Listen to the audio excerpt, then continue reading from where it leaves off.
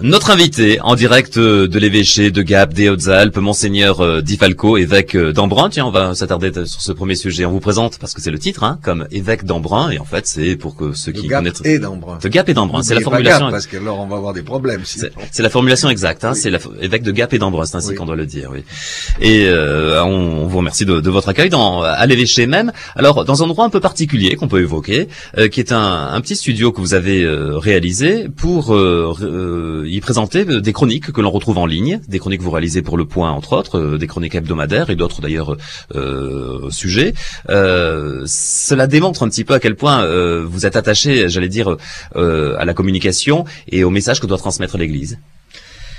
Bien oui, je pense en effet que il faut savoir utiliser les moyens modernes de communication. Donc le studio que nous avons aménagé n'est pas seulement destiné aux chroniques que j'ai l'occasion de faire, soit pour la télévision catholique KTO, soit pour Le Point, mais aussi ce que je voudrais, c'est qu'on puisse mettre de plus en plus en ligne un certain nombre d'interventions de prêtres ou de laïcs du diocèse qui sont en mesure d'intervenir dans un certain nombre de domaines pour alimenter notre blog qui est déjà bien fréquenté et largement au-delà des limites et du diocèse et de notre pays, puisqu'on voit bien aux réactions que certains le regardent très loin.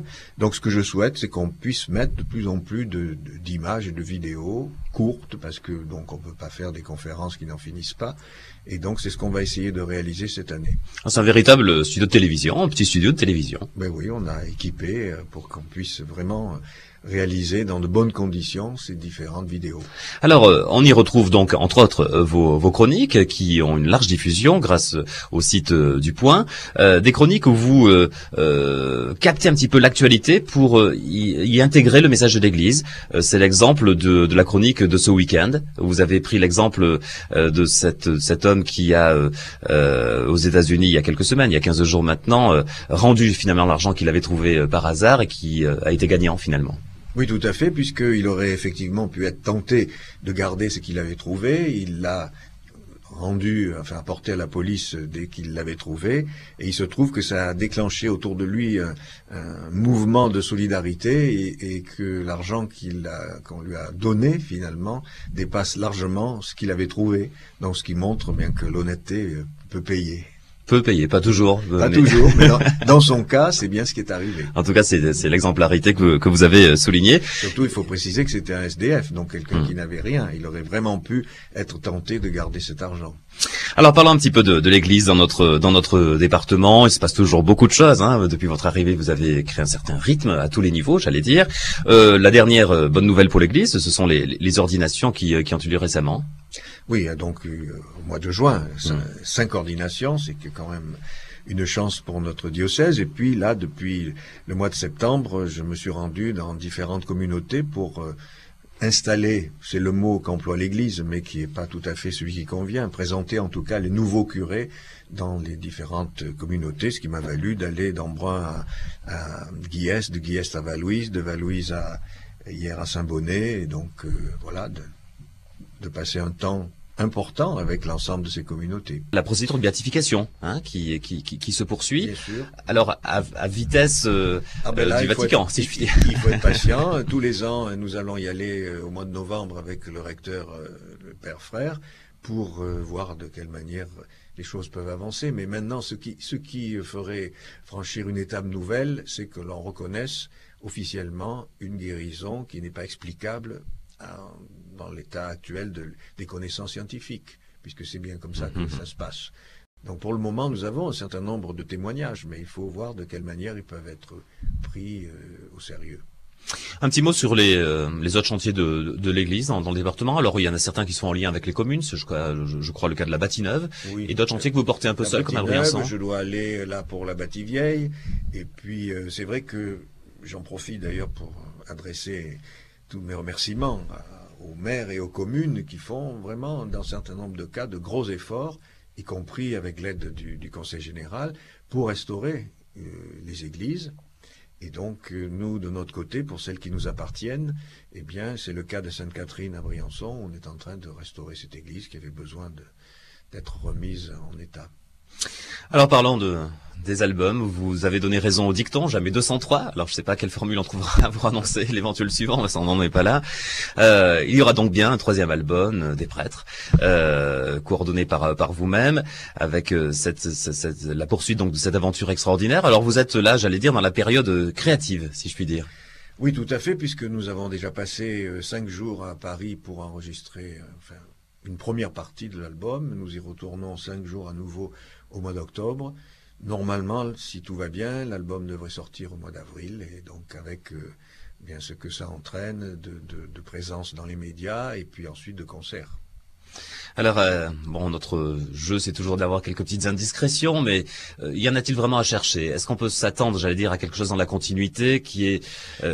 c'est toujours dans le même esprit, dans la mesure où c'est ce qui a été bien accueilli par tous ceux qui ont aimé ces albums, c'est-à-dire à la fois... Ils sont nombreux, ils sont étonnamment nombreux. C'est combien finalement sur les deux albums? Pas loin d'1,8 million. Ouais, c'est incroyable. Ce qui est quand même exceptionnel quand on sait quelle est la situation dans laquelle se trouve l'industrie du disque aujourd'hui.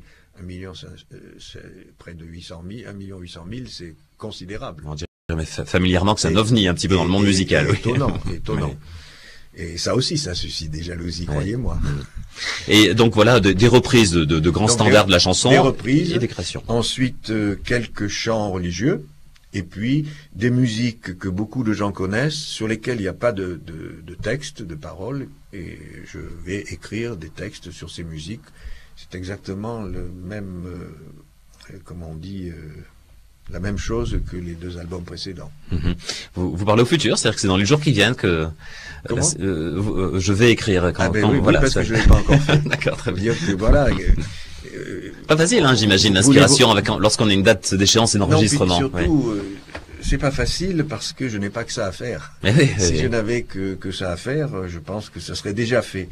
Mais comme la priorité, c'est quand même mon ministère, eh bien, je consacre l'essentiel de mon temps à mon ministère. Le reste vient après.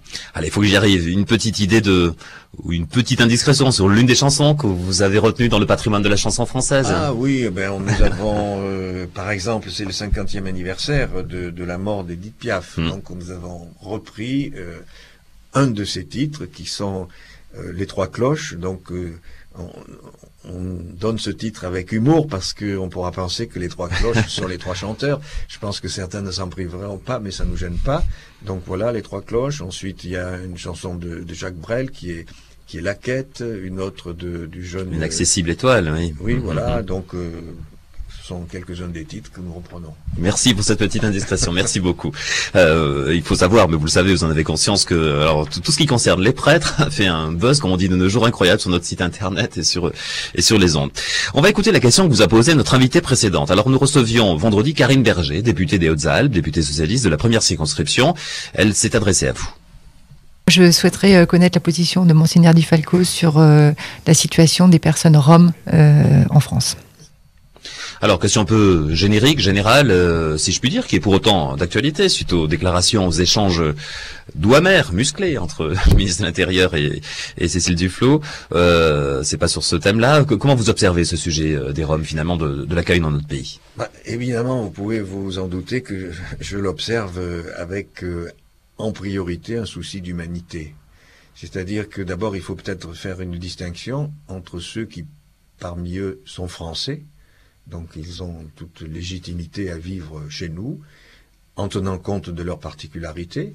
Et donc c'est le devoir, je précise bien, c'est le devoir de ceux qui gouvernent de leur permettre, compte tenu de ce qu'ils sont, de vivre dans des conditions humaines. Ensuite, il y a ceux qui sont en situation irrégulière, et donc il n'y a pas de raison que le régime soit différent pour eux, qu'il ne l'est pour d'autres personnes vivant ici de manière irrégulière. Mais je pense que le principal souci que nous devons avoir, c'est l'humanité. De quelle manière nous traitons ces êtres humains comme ils doivent être traités. Et je crains quand même, enfin je crains pas, je constate que la manière dont, dans certains cas, on détruit les lieux dans lesquels ils vivent, alors qu'ils se retrouvent du jour au lendemain sans rien, sans lieu, sans capacité d'accueil, sans hébergement, je pense que ça n'est pas humain.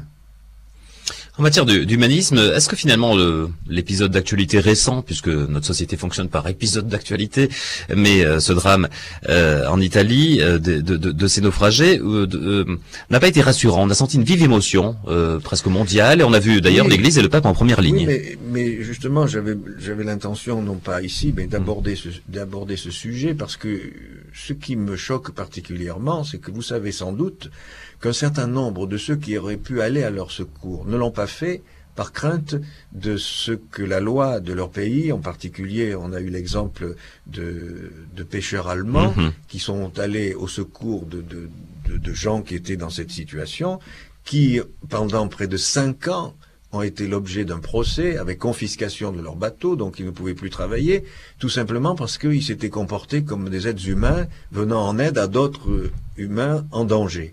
Et je pense que ça, c'est scandaleux. Je ne vois pas au nom de quoi, et j'ai parcouru volontairement sur Internet les différentes lois qui existent dans la plupart des pays pour l'aide qu'on pourrait apporter à ceux qui sont dans ce pays illégalement. Dans la plupart des cas, il y a des condamnations.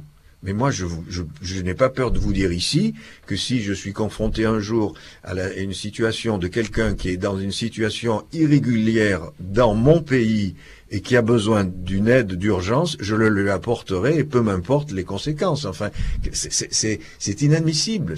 On ne peut pas accepter le fait que sous le prétexte qu'une loi l'interdit, on va laisser crever quelqu'un dans le trottoir parce que il est dans une situation irrégulière et donc je n'ai pas le droit de l'aider. Demain, nous recevrons Monseigneur Di Falco. Alors, nous recevrons Pierre Bénard, qui est le nouveau préfet des Hautes-Alpes. Peut-être l'avez-vous déjà croisé, puisqu'il est là depuis depuis quelques mois. Alors, un peu à l'improviste, j'en ai bien conscience, mais quelles questions pouvez-vous lui poser? Monsieur le préfet, la question que je vais vous poser, elle est dans le prolongement de ce que je viens de dire à l'instant. Lorsque vous serez confronté à la présence de Rome sur notre département, de quelle manière pensez-vous pouvoir faire face à cette situation que je reconnais difficile? Terminons, alors on n'en prévient pas nos invités, Monseigneur, j'en suis désolé, mais enfin ça fait partie du jeu et de l'intérêt d'ailleurs même de ce dernier point de nos entretiens de la mi-journée. On présente un miroir à chacun de nos invités, histoire de sortir un petit peu des sentiers battus et de les inviter à nous dire un petit peu spontanément ce qu'ils voient dans ce miroir. Qu'est-ce qui vous vient spontanément à l'esprit, Monseigneur? Mais où, quand Vous-même, qu'est-ce que vous voyez finalement dans ce miroir? Je me vois, moi. Déjà, c'est rassurant. Mais oui, qu'est-ce que vous voulez que je vous dise? Qu'est-ce que ça peut vous inspirer? Que je n'ai pas envie... Sur votre parcours, sur... que je n'ai pas tellement envie de me regarder dans un miroir. Ouais. C'est tout. En général, je me regarde dans un miroir lorsque je me rase, parce que je ne veux pas me couper, et c'est tout. Mais je ne passe pas mon temps à me contempler. Très bien, ben voilà une belle réponse et qui est très complémentaire de toutes celles qu'on a eues pour ce miroir. Merci vraiment d'avoir pris ce moment en notre compagnie, nous avoir accueillis ici depuis l'évêché de Gap et d'Embrun et du département des Hautes-Alpes. Et à très bientôt, on se languit d'écouter les premières chansons des prêtres au printemps prochain. Merci.